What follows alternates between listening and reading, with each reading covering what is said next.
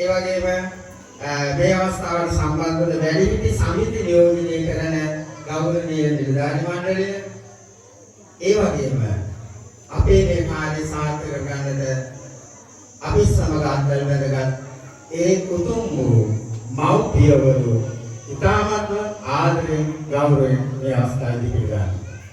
ඒ වගේම හස්ති රවා සමාජයේ නිලධාරි මණ්ඩලය ඇතුළු ඒ දරුවන් ඒ වගේම මේ නැරීමකට පැමිණි ඔබ සියලුම දෙනා ඉතාමත්ම ගෞරවයුක්තව පිළිගන්නවා.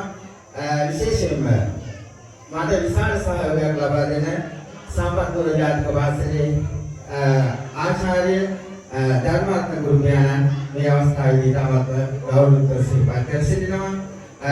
ඒ වගේම නාම ගම් කියන්නට බැරි වුණ ඒ සියලුම දෙනා අපට සහයෝගයක් වූ සියලුම දෙනා මේ අවස්ථාවේදී පිළිගනිමින් මගේ පිළිගැනීම සහ අරමුණ පැහැදිලි කිරීමේ කටයුතු මම අවසන් කරනවා. සියලුම දෙනාට තෙරුවන් සරණ ප්‍රාර්ථනා කරනවා.